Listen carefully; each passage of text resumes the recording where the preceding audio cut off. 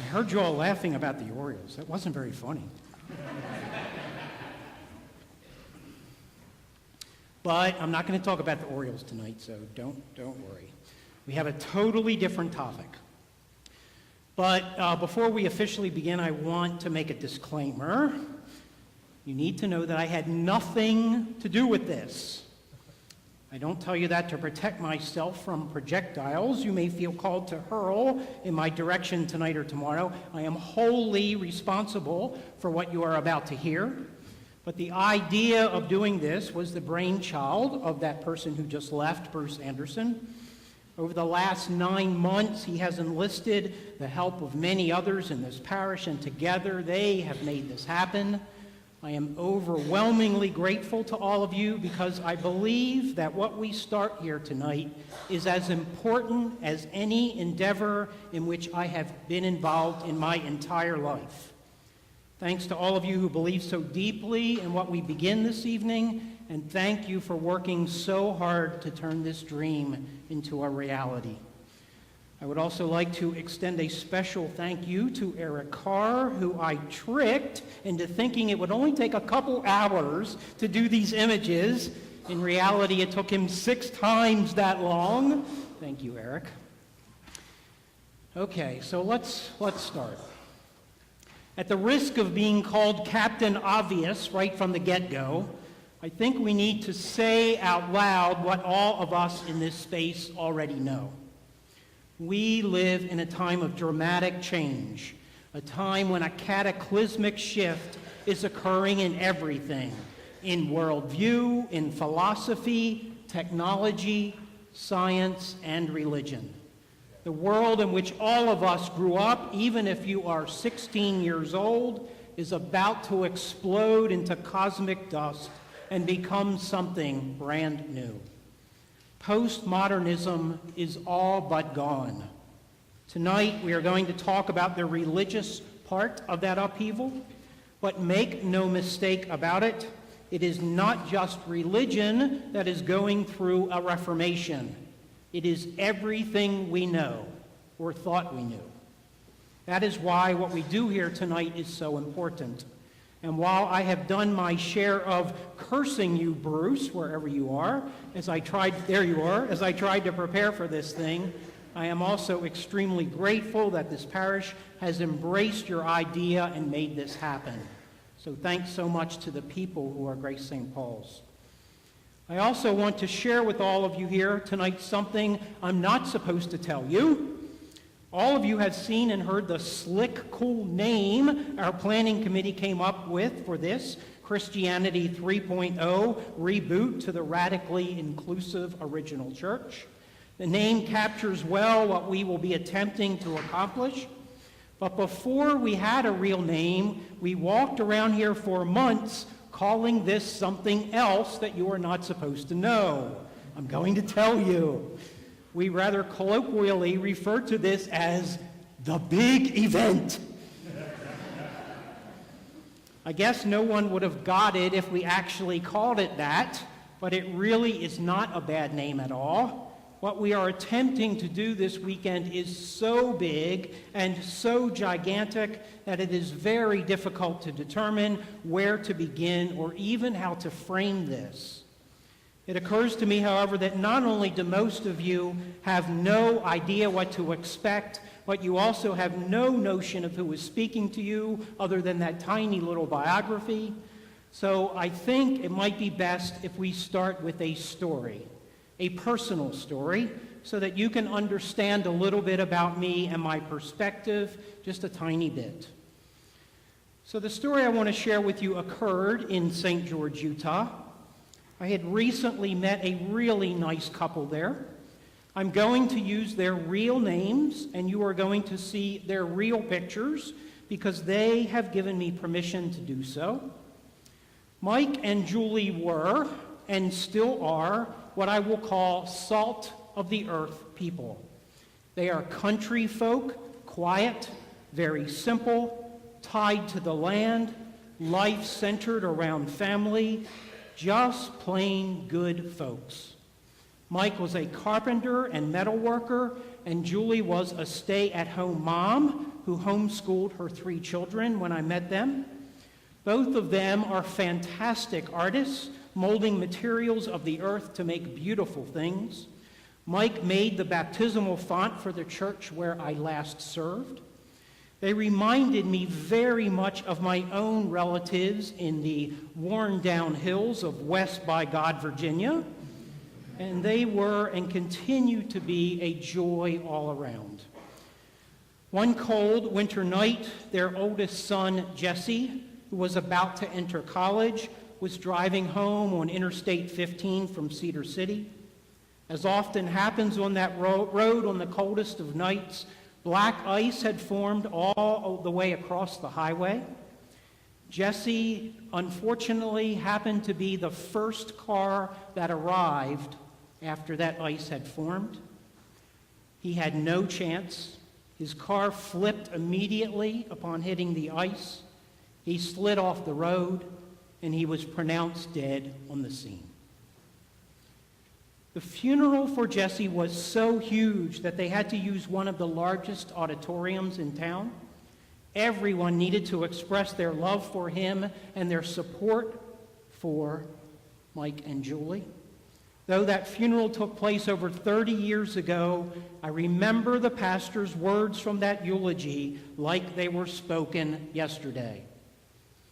If only Jesse or his parents had accepted Jesus Christ as their Lord and Savior, perhaps Jesse would still be with us today.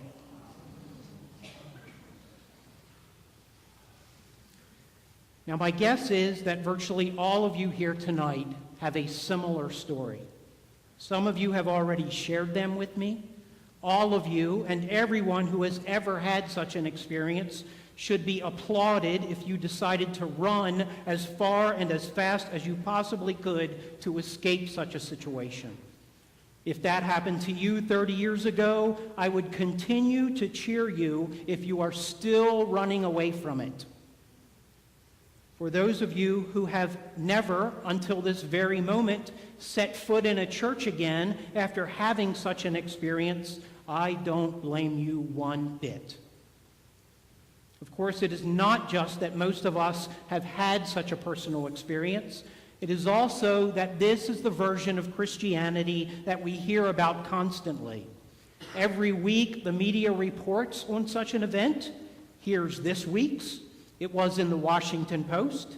E.W. Jackson, there he is, a candidate for lieutenant governor in Virginia, who also happens to be a pastor in the Chesapeake region of that state, said in this past Sunday's sermon, anytime you say there is no other means of salvation but through Jesus Christ, and if you don't know him and you don't follow him and you don't go through him, you are engaged in some sort of false religion.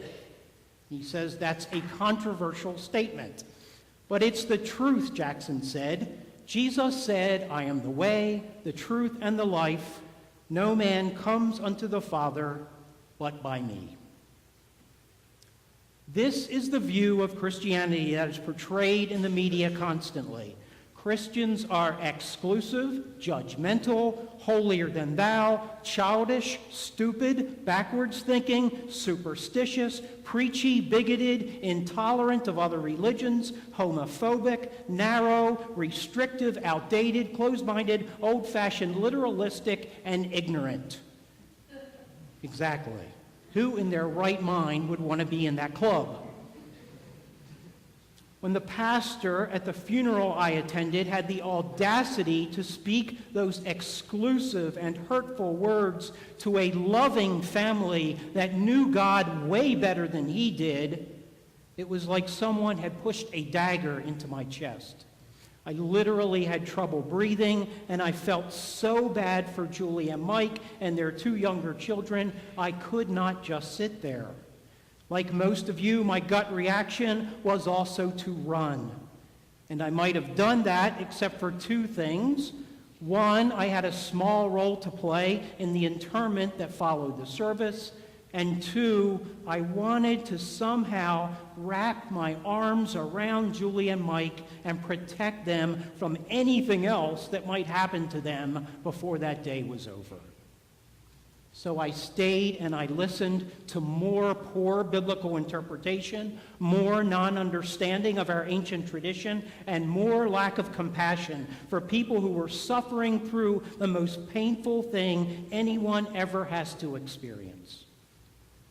At the end of that service, after I hugged Mike and Julie for an interminably long time and told them that God was not punishing anyone, that God did not kill their son, and that God would love them through this intense pain, I made a vow to myself.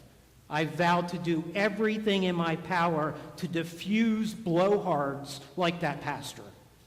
I vowed to show the world a different church, the church of Christianity 1.0, the church that was known in the first century as the people who loved everyone and took care of everyone, even their enemies.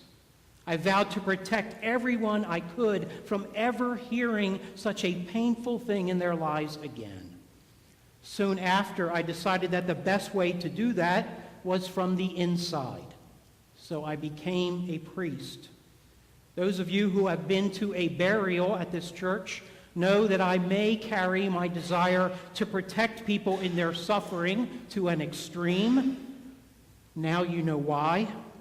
I simply will not allow another person to die without being honored with the dignity and respect they and their family and friends deserve. I cannot allow another person to be hurt at the very time in their life when they need love and support. And I simply cannot allow the world to think that the version of Christianity that they see portrayed by the pastor in Virginia or that pastor in St. George, Utah, or what the media represents is the entirety of the Christian experience. To help us understand that, a history lesson may be in order for us and for the media. From the infancy of Christianity, the church has lived in great diversity. At the beginning, Christianity was one of many sects of Judaism, and once it separated from the mother church, it flourished in a variety of forms.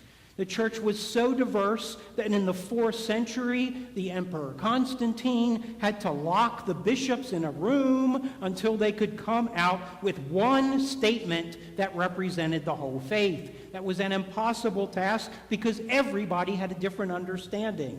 But that thing that they came up with is called the Nicene Creed. Nobody agreed with all of its tenets then, and nobody agrees with all of them now. The eastern and the western halves of Christianity disagreed about everything from day one. They wouldn't officially split until the Roman and Orthodox traditions separated in 1054, but they were always philosophical opposites, especially in that room. Christianity took a totally different form everywhere it went. Christianity in Ireland was so different than Christianity in Istanbul that no one would have thought it was the same faith. In the 16th century, the Reformation made all that more official as people broke from the Western version of Christianity into Lutheranism, Calvinism, and Anglicanism in 3 very different Reformations. The point is, there was never, for a moment in the history of Christianity, where there was some single pure form of the religion.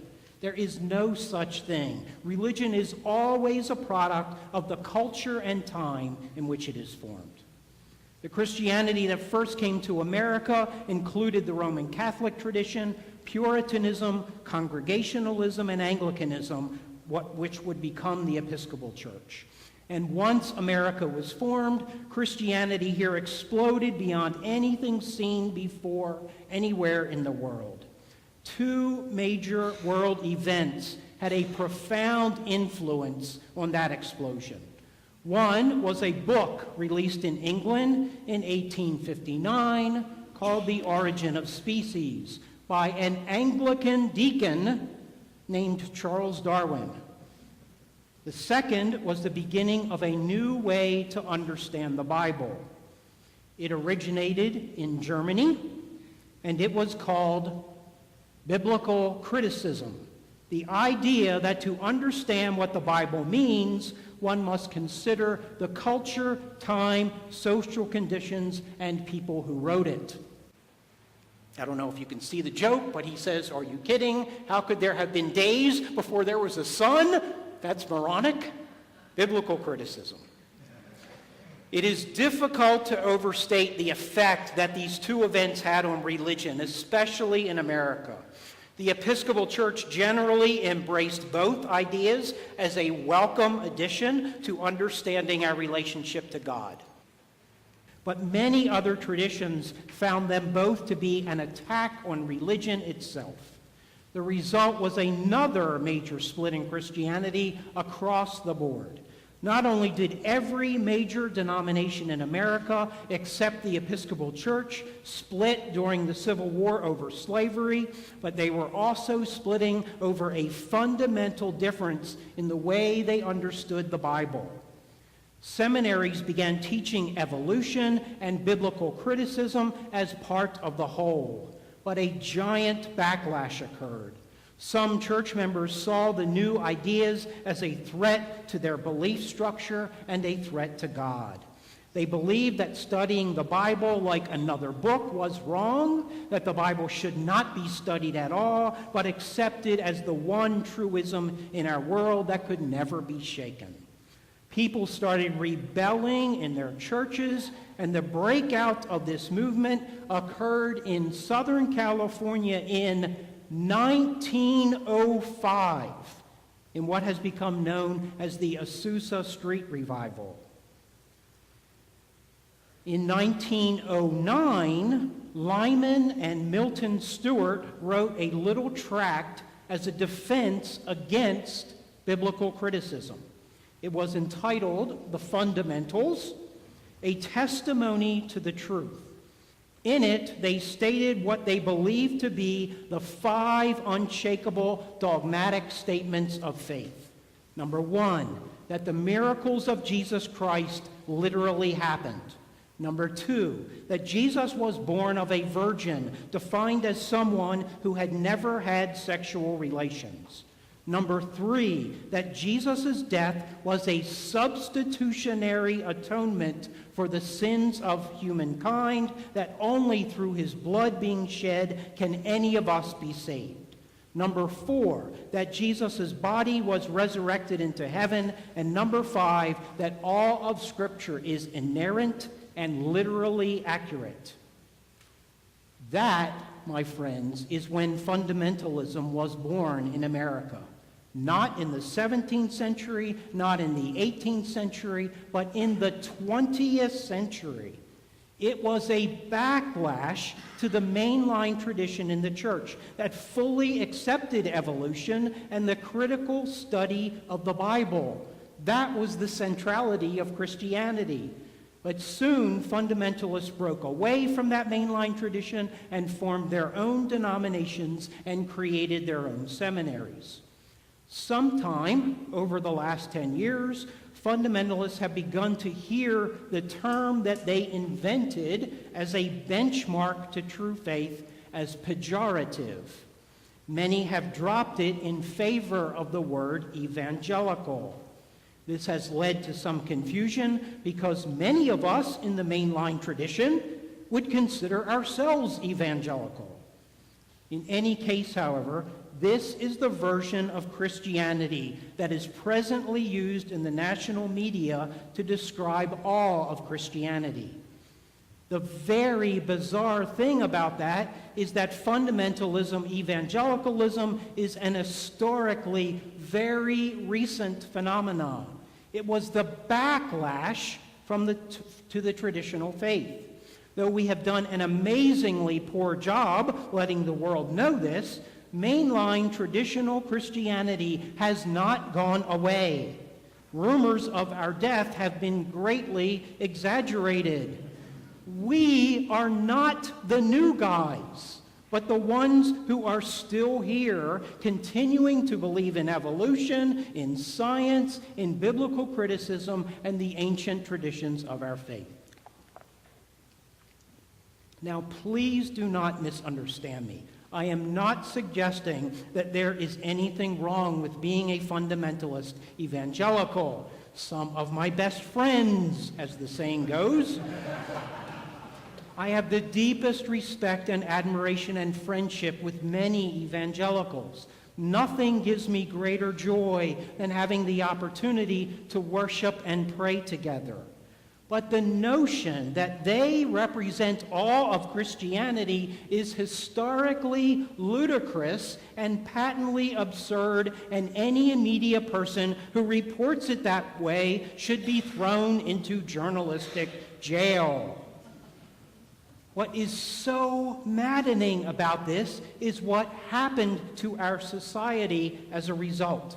Because of the way Americans have come to understand Christianity through bad personal experiences like mine and the reporting of the media, most have run so far away from the church that they will never see it again. The very unfortunate result has been a generation of Americans longing for spiritual fulfillment and connection to the Holy One, who have been forced to seek that connection in ways that have totally disconnected them from the most ancient traditions of our faith. Not only has this been a travesty for all Americans, but this evening I am also going to suggest that this has been the major contributor in the destruction of our environment. Now, that may sound like a ridiculous leap to some of you, but stick with me here for a moment. One of, if not the major differences between mainline and fundamentalist evangelical theology is how we understand God. For an evangelical, everything begins with the notion that God is transcendent, that God is the one up there in some other plane of existence called heaven. Our goal as human beings is to get out of this world and connect with that God in this other plane of existence. What about Jesus, you ask? Did Jesus break this understanding of God by coming to earth and becoming human himself? Well, of course he did, and no evangelical fundamentalist would argue with that. But the way they understand Jesus' coming to earth is as the great theologian Karl Barth had described it. Jesus broke through the distant and remote experience of God as a one-time special event in all of history. One time, and it will never happen again. Except for this one exception, they say, God is totally separate from us. As such, it is patently obvious that the goal of any devout evangelical has to be to find the path to God in heaven. Since God is wholly separate from the universe, it only follows that what happens here on earth is beside the point. Heaven is the goal. Concerns, therefore, about the plight of oppressed humans are fine, but they really have nothing to do with getting to the God of transcendence. That might be a nice altruistic thing to do, but it has nothing to do with religious morality for them. Second, since fundamentalist evangelical theology embraces the inerrancy of Scripture, defending the environment is doubly problematic. There are very few references in the Bible to Jesus chaining himself to a tree to protect it. A literalist, therefore, can fairly say that there is no religious call to defend creation, because it does not say much about that in the Bible. When fundamentalist evangelical theology is therefore upheld by the media as the whole of Christianity, we see the problem. There is no religious call to protect the earth at all. What compounds this situation is that mainline Christians have not helped with this situation. While mainline folks believe in God's immanence, in God being present with the universe, very few have made any connection between this and how we relate to God's world. We may be able to see who is oppressed and who is forgotten in today's world. We can note who cannot speak for themselves and are therefore being taken advantage of. We know who is being abused in our culture. But as the mainline tradition of the church, we too have limited our vision of such abuse and oppression. We too have been unable to reinterpret biblical stories to our own world situation. Because unlike any other period in history, abuse of the voiceless is no longer confined to humanity. No longer are those losing their lives because they do not have the means to protect themselves confined to Homo sapiens. All of us have heard the raw numbers. According to the World Resources Institute, 100 species become extinct every day due to loss of habitat. 50,000 species are estimated to go extinct each year because there is no place left for them to live. Current extinction rates rival those of the 5 greatest mass extinctions in world history, except today's extinctions are for the most part not a result of natural causes, but rather the encroachment of humanity. While we continue to destroy God's planet in proportions unfathomable in previous generations, the religious response, even the religious response of mainline Christians, continues to be much the same. But the Bible says we are to stand up for the humans that are being abused, not the animals of the earth. This extremely narrow interpretation of the Jesus message is, in my mind, no different than those who used to say that slavery is okay because it is condoned in the Bible. Jesus calls us to protect those who cannot protect themselves. It doesn't take a master biblical exegete to know that if Jesus was here today, the call would come to stand up for all who have no voice, whether they are human or not.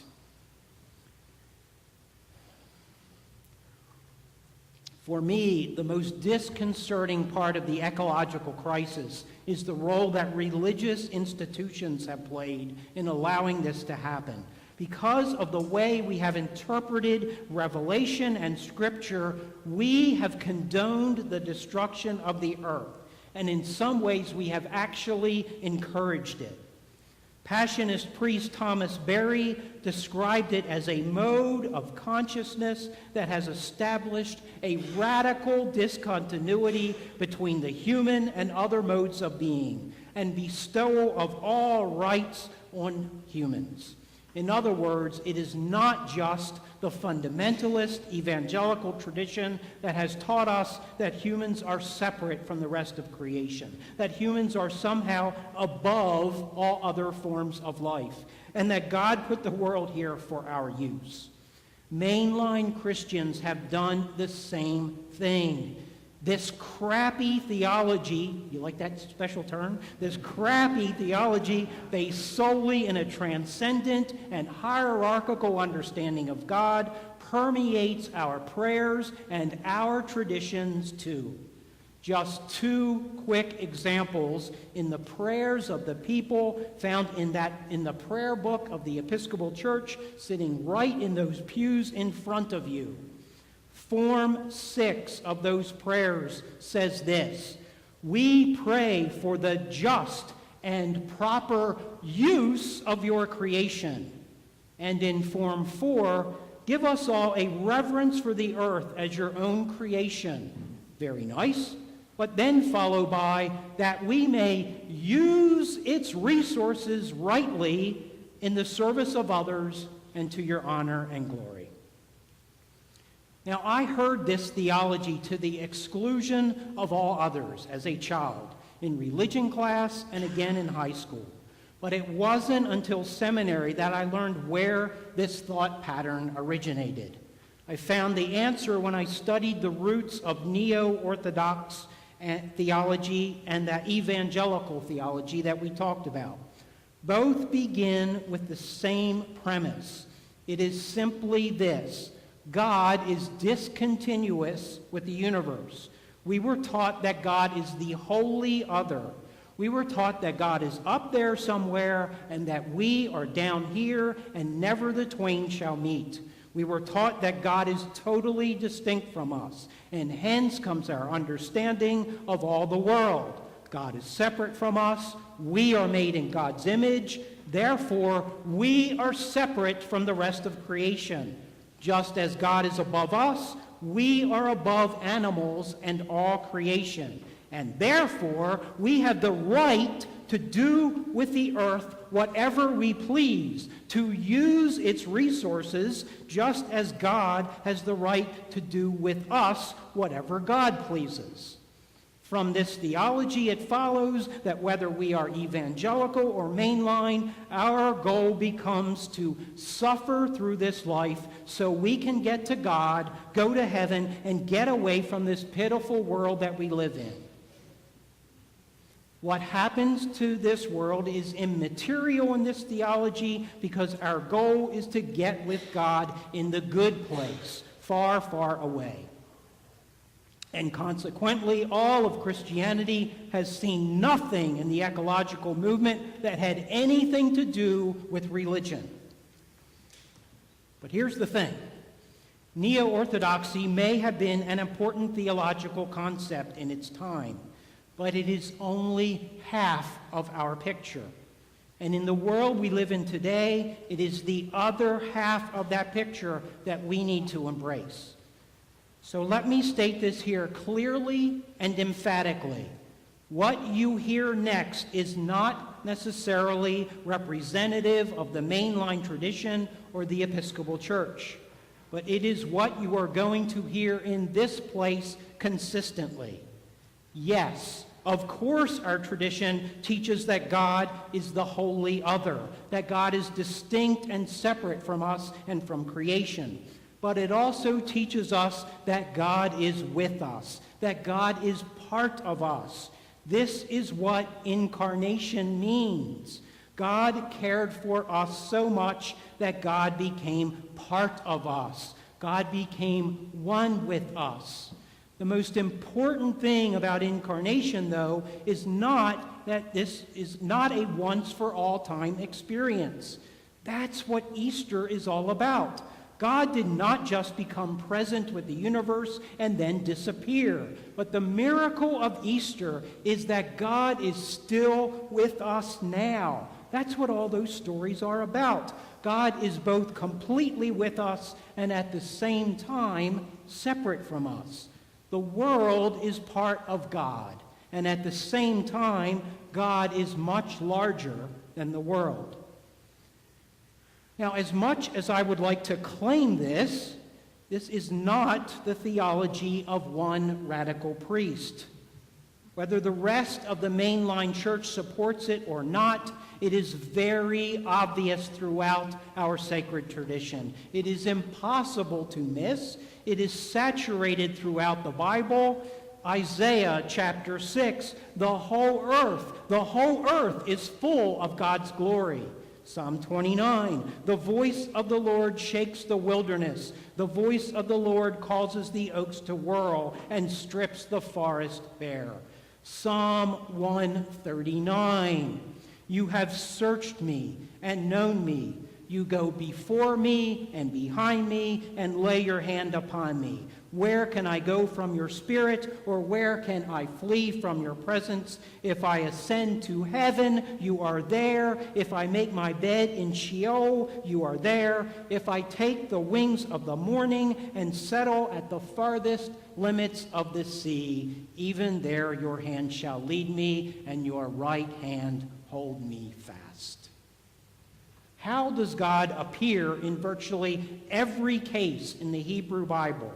In theophanies, through nature, in the storm, in burning bushes, in the cloud, in the fire, and on and on and on. It is not just our Easter stories, but our Christmas ones too. What is Jesus' name? Emmanuel, a Hebrew word meaning God with us. The Bible makes it clear that we experience God because the world is part of God. There is a very good reason why Grace St. Paul's has left the mainline tradition on this and created a whole new liturgical time called the Season of Creation. We'll start that next week, because virtually all of us know darn well that God is here with us in the midst of the world. We have palpably experienced the presence of God in our deserts and our mountains and our canyons. This is how God most often chooses to be revealed to us. Thomas Berry had it exactly right. The universe is the primary revelation of the divine, the primary scripture, the primary locus of the divine.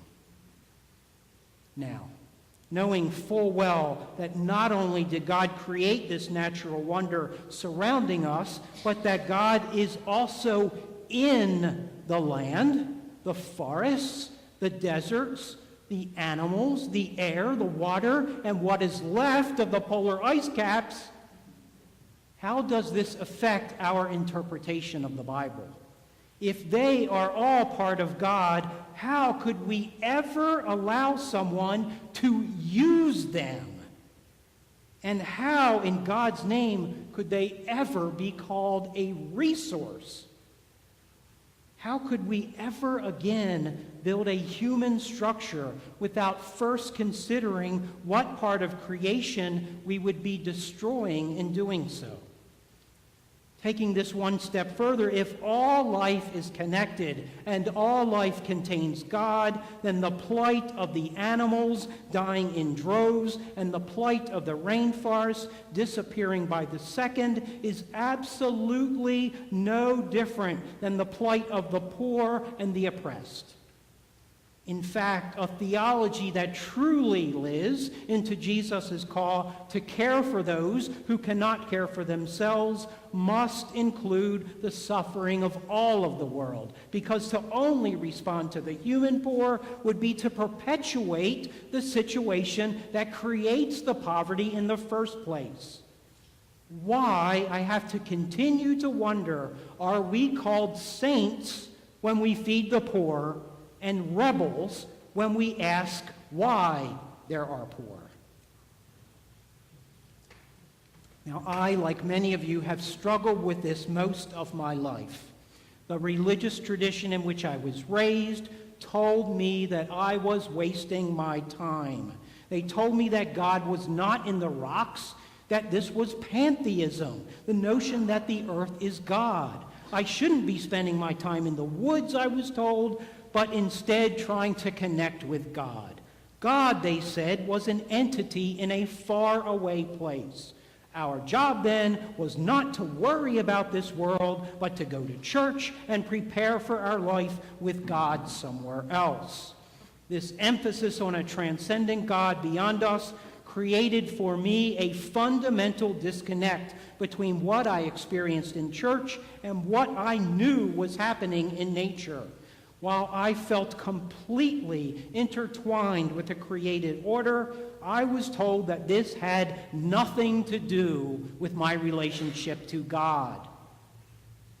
What I want to share with all of you this evening is that all of that religious thought, both mainline and fundamentalist, was an exceedingly limited view of the divine.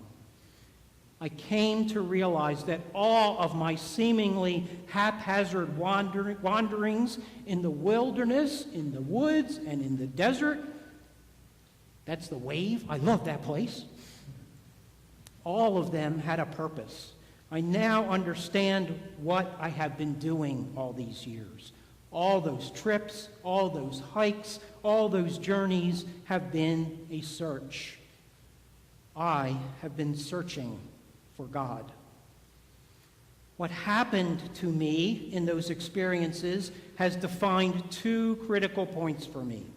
First of all, I have noted that everything that occurs in nature seems to affect everything else. On a grand scale, let me use the example of damming a river. The Glen Canyon Dam on the Colorado River in Arizona has been in place now for 50 years. The obvious result of that DAMN is that hundreds of miles of desert behind it are now gone. All the Indian dwellings, the slot canyons, the waterfalls, the arches, the hanging gardens, the grottos, the alcoves, everything. It has all been drowned. But what few realized is what would happen to the land below the dam. Before the dam, there were thousands of sand beaches along the river. But if any of you have taken a raft trip down the Colorado in the last 20 years, you have noticed that the beaches are all disappearing. Now, there are virtually no beaches left along the 186 miles of river below the dam. Tamarisk, a non-native species, has completely taken over. Not only are rafters finding no place to sleep, but some areas of growth are so thick that animals cannot push their way to the water to drink. No more do the river's natural flood patterns scour the canyons clean of debris and unnatural vegetation. Now, not only is the Grand Canyon no longer being formed and recreated, the very essence of God in my mind, but the land has been strangled and the natural life forms are dying. The point is, nothing happens in nature without affecting everything else. The second thing I gradually became aware of is that my religious education could not possibly be the entire story. God could not just be out there. God was also here, and I could feel that presence of God with me in the wonder of the world. All this time, I had not just been searching for beauty or for peace, but I had been on a quest for another experience of the divine. What I learned is that God is present in the created order in a way I do not fully understand. I couldn't prove it, of course, but I knew it. I can tell you that I am absolutely certain that I have experienced God in a slot canyon in the back of Beyond. I am absolutely certain that God is present in a free-flowing mountain stream. In recent years, these epiphanies that I have had through nature have been affirmed for me in many ways. First, I noticed that others have had the same experience. The naturalist John Muir, the son of a Presbyterian minister, discovered God in the granite cliffs of Yosemite. Despite his father's objections, he knew that God was palpably present in those mountains. He also noted my first point, that all of life is somehow connected in a way that we cannot fully understand. In his book, My First Summer in the Sierra, Muir says, "No Sierra landscape that I have seen holds anything truly dead or dull, or any trace of what in manufactories is called rubbish or waste. Everything is perfectly clean and pure and full of divine lessons. This quick, inevitable interest attaching to everything seems marvelous until the hand of God becomes visible. Then it seems reasonable that what interests God may well interest us. When we try to pick out anything by itself, we find it hitched to everything else in the universe." My findings from nature were also confirmed for me through indigenous traditions. Chief Seattle of the Duwamish tribe did not really say those words that we have attributed to him, but they are representative of what Christianity must learn from indigenous people. This we know, the earth does not belong to man, man belongs to the earth. This we know, all things are connected, like the blood which unites our family. If we kill the snakes, the field mice will multiply and destroy our corn. Man does not weave the web of life, he is merely a strand in it. Whatever he does to the web, he does to himself. Modern science has now made similar discoveries. Scientists are in general agreement, for example, that the world is interconnected in a way they do not fully comprehend, often referred to as the butterfly effect. We now realize that the flapping of a butterfly's wings in southern Africa really does change the weather in the Catalina Mountains. El Nino and La Nina are other examples of this. Other ancient religious traditions like Buddhism stress the unity of the divine with the world. Oriental thought sees nature and God emanating from one another. But here in the West, concepts like these are more difficult. We have felt a need to stress the difference between the creator and the created in our preoccupation with avoiding pantheism. And that is why Christianity has continued to stress God as being separate from us. But my friends, that is not the end of the story. It has now become obvious to me that the 2 points I discovered for myself in the natural world, that God is here with the universe and that all of the universe is connected, are also integral parts of our own Christian message. One of my favorite examples is the Easter story of Emmaus. This is the tale of 2 unidentified people traveling the road to Emmaus from Jerusalem. They are joined by a stranger whom they do not recognize. The gospel tells us, but their eyes were kept from recognizing him. Later, when breaking bread with him, they realize that the person is the risen Jesus. Our Easter stories are full of this. Remember Mary Magdalene at the tomb. She is staring right at Jesus, but she thinks he's the gardener. Why is this? What is going on here? Jesus is there, but no one recognizes him? Jesus is there, but he's not a ghost? What I believe the author is trying to tell us is the touchstone of Christianity for me. Jesus was not a one-time event.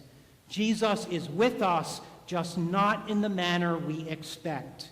The point is not that Jesus appeared to some people after his death. The point is that Jesus was with them then, and that Jesus is with us now. Emmaus and the empty tomb story are not just events that happened 2,000 years ago. The whole point is that they are what happened to us now. We are being told that God is present with us in a real, palpable way in all of the created order. And I am certain that I have experienced that same presence of the divine on my own roads, the roads of my life that I thought were leading me nowhere. I now realize that Christmas and Easter, the incarnation and resurrection, teach us that God is present in all of the created order. Just in case there is still any doubt of this, let us recall the words of Paul in Colossians. We often utilize these words to point out that God reconciles all of humanity. But God is way bigger than that. Paul tells us, in that image, there is no room for distinction between Greek and Jew, between the circumcised or the uncircumcised, or between barbarian and Scythian, slave and free. There is only Christ. He is everything, and he is in everything. right in our Bible. My friends, my experiences in the wildernesses of America brought me to a place I never expected. They brought me to the essence of God. They taught me that God is not only beyond us, but also here with us. They taught me that all of life is connected to that God. Those lessons have been confirmed for me by my indigenous friends through the most recent scientific studies and through the world's most ancient and respected wisdom traditions. But perhaps most surprising of all is that this lesson was there the entire time in my own faith tradition, in the Christianity that everyone wants to abandon. What has all this told me? Well, if the incredible expanse of God includes our world, then obviously our world is very sacred.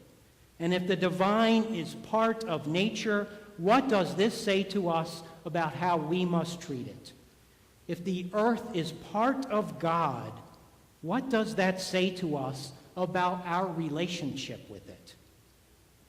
For much of Christian history, Christianity has stressed humanity's dominion over nature. In recent years, we have seen how this approach has contributed to the destruction of God's earth.